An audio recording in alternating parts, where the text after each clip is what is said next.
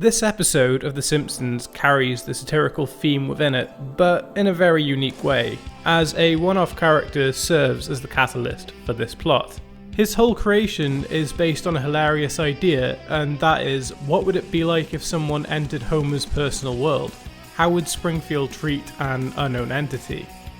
Well, enter the walking tragedy known as Frank Grimes. This sensational A-plot shows the steady decline of a new co-worker of Homer's, a hard-working man who has had so much adversity to overcome only to gain absolutely nothing in return. He is the sheer polar opposite to Homer and fits to be the perfect character foil for him as a result. Unlike most episodes, the main plot is kicked off immediately.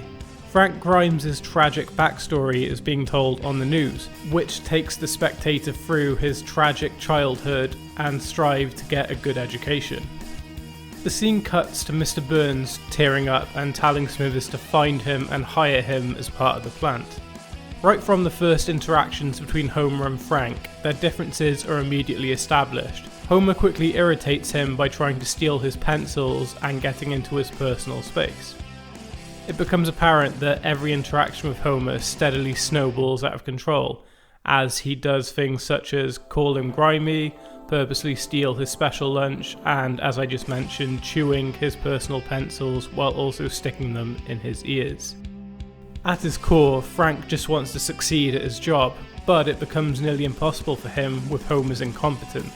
It gets to the stage where Frank knocks a glass of acid from his hand and damages one of Mr. Burns' walls. Despite saving Homer's life, Mr. Burns gives him a serious telling off, which leads Frank to declare that he and Homer are enemies and that he truly hates him. The humour derives not from the outburst, but from Homer's incredible response.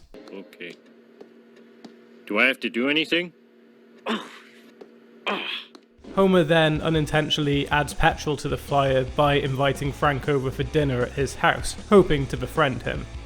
This totally backfires as Frank is further irritated by all the things Homer has in the world, like a big house, loving family, and, as Frank put it, lobsters for dinner, while he tragically lives in between bowling alleys and has to work an evening job to make ends meet. Frank then spurts an incredible meta speech about Homer as a character.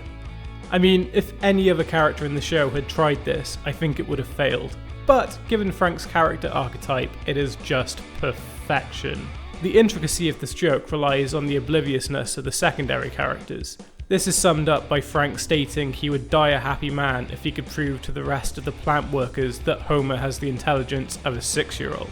In retaliation, Frank leaves a leaflet for a children's competition on Homer's desk.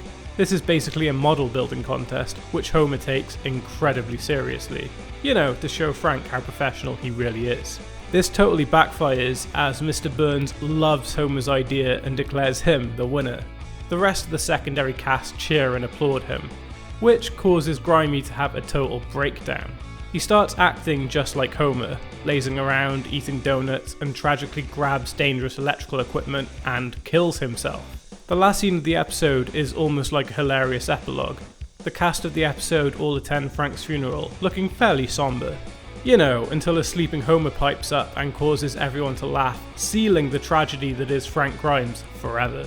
I think the point of the final scene was to highlight how little of an impact Frank made on him in the end.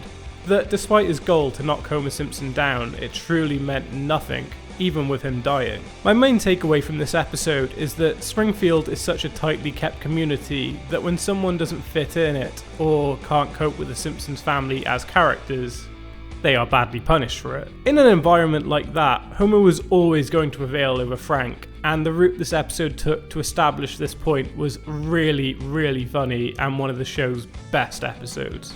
If you enjoyed, then please like and subscribe for more.